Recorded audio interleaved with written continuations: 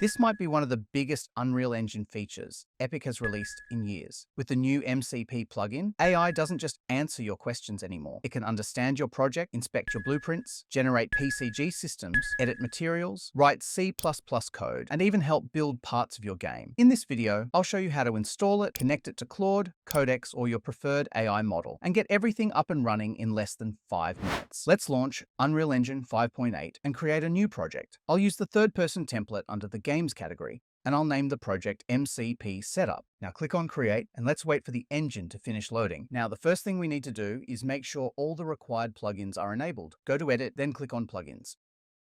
First, search for MCP here. Enable the Unreal MCP plugin, then click Yes when prompted. After that, search for Terminal and enable the Terminal plugin as well. Next, search for Editor Toolset and enable that plugin as well. Once you've enabled all 3 plugins, click Restart Now. Once the engine is restarted, close the Plugins window. Then go back to Edit and open Editor Preferences. Now scroll down until you find Model Context Protocol and make sure Auto Start Server is enabled. Next, go to Terminal.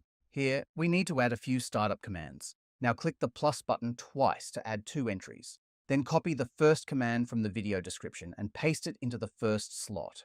Next, paste the second command into the other slot. In that command, you'll see Path to your project inside the quotation marks. Replace that text with the full path to your own project folder. If you're not sure where to find it, let me show you. To find your project path, go to the Content browser, right-click on the Content folder, and select Show in Explorer. This will open your content folder. From here, go back 1 folder so you're in your project's root folder. Then copy the full path from the address bar. Now go back to Unreal and replace the path inside the quotation marks with the project path you just copied. I just realized we need one more startup command. This is where you'll specify the CLI agent you want to use. In my case, I'll be using Codex, so I'll enter Codex here. If you're using Claude or Gemini instead, simply replace it with the CLI agent you're using. Now click Save All. We're not done just yet. Open your browser, or simply copy the last command from the video description. Then paste the command into the Unreal Engine console. By default, the command uses Claude Code, so make sure you replace the name at the end of the command with the AI model you're using before you run it. In my case, I'll replace it with Codex, then press Enter. I'll leave a link to this documentation page in the video description. If you ever need more information or want to explore the plugin further, this is the best place to start. Now let's go back to Unreal. If I right-click on the content folder and open the project folder again, you can see that we now have an MCP.json file. That means our setup was completed successfully. All that's left to do is restart the engine, and we'll be ready to use Codex. Once the engine has restarted, go to Tools and open Terminal. It may open as a separate window, but you can dock it anywhere in your Unreal layout, just like I have here. The first thing I'm going to do is press 1 on my keyboard to update Codex to the latest version.